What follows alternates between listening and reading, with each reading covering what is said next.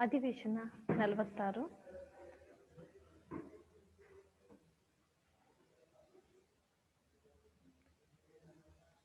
ಈಗ ನಾವು ಅಧ್ಯಯನ ಮಾಡೋದಕ್ಕಿಂತ ಮೊದಲು ಬಸವಣ್ಣವರ ಆಧ್ಯಾತ್ಮಿಕ ಗುರುಗಳು ಯಾರು ಅಂತೇಳಿ ನಾವು ಗಮನಿಸ್ತಾ ಹೋದರೆ ಅಲ್ಲಮಪ್ರಭು ತಟ್ಟೆಗೆ ಅಂದರೆ ಬೇಗ ನಮಗೆ ನೆನಪಾಗ್ತಾರೆ.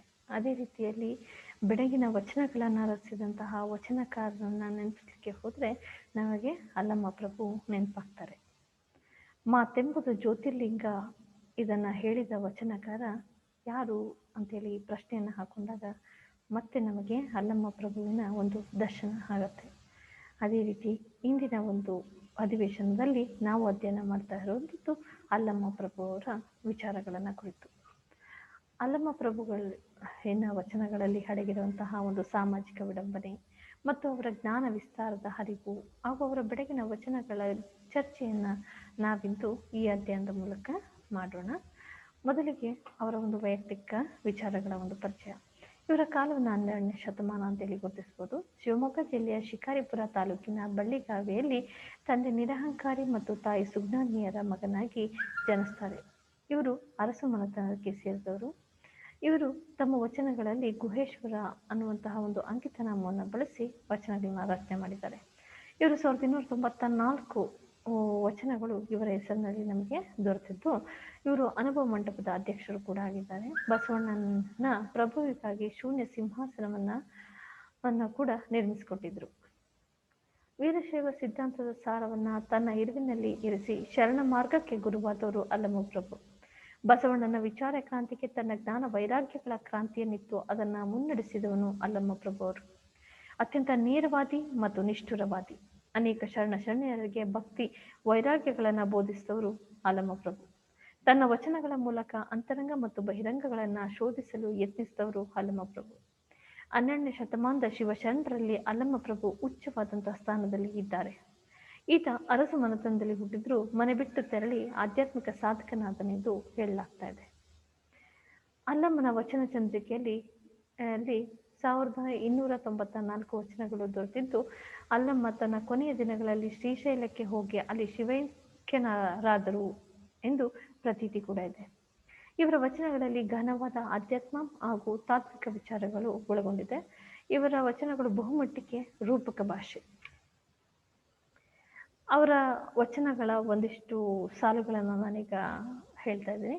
ಹೆಣ್ಣಿಗಾಗಿ ಸತ್ತವರು ಕೋಟಿ, ಮಣ್ಣಿಗಾಗಿ ಸತ್ತವರು ಕೋಟಿ, ಹೊನ್ನಿಗಾಗಿ ಸತ್ತವರು ಕೋಟಿ, ನಿನಗಾಗಿ ಸತ್ತವರ ನಾರನೂ ಕಾಣೆ ಗುಹೇಶ್ವರ. ಒಂದು ಮಾಯೆ ಎಂಬರು ಹೆಣ್ಣು ಮಾಯೆ ಎಂಬರು, ಹೊನ್ನು ಹೆಣ್ಣು ಮಣ್ಣು ಮಾಯೆಯಲ್ಲ, ಮನದ ಮುಂದನ ಆಸೆಯೇ ಮಾಯೆ ಗುಹೇಶ್ವರ. ಕೊಟ್ಟ ಕುದುರೆಯನ್ನೇರಲರಿಯದೆ ಮತ್ತೊಂದು ಕುದುರೆಯ ಬಯಸುವವರು ಧೀರರೂ ಅಲ್ಲ, ಶೂರರೂ ಅಲ್ಲ.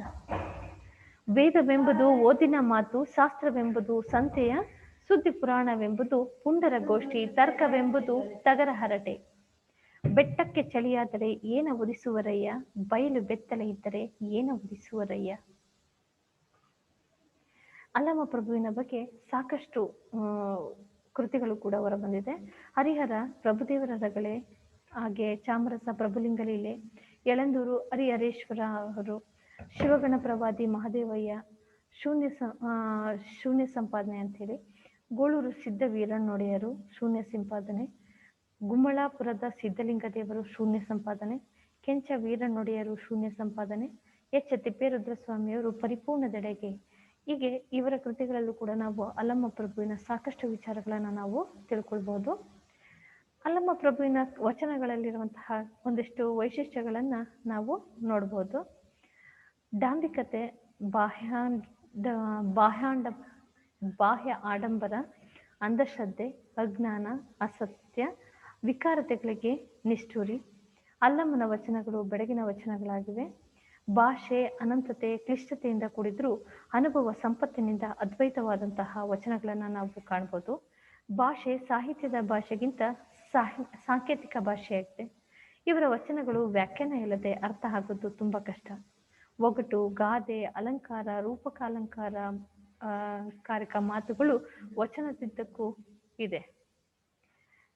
ಇವರ ಒಂದಷ್ಟು ವಚನಗಳ ಸಾಲುಗಳು: ಮಾತೆಂಬುದು ಜ್ಯೋತಿರ್ಲಿಂಗ, ನಿಮ್ಮ ನಿಲವ ಅನುಭವ ಸುಖಿ ಬಲ್ಲ, ತನ್ನ ತಾನರಿದಡೆ ನುಡಿಯೆಲ್ಲ ಪರತತ್ವ ನೋಡ,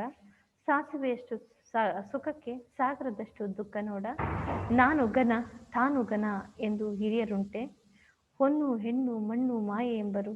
ಹೊನ್ನು ಹೆಣ್ಣು ಮಣ್ಣು ಮಾಯೆಯಲ್ಲ, ಮನದ ಮುಂದನ ಆಸೆಯೇ ಮಾಯೆಗುಹೇಶ್ವರ.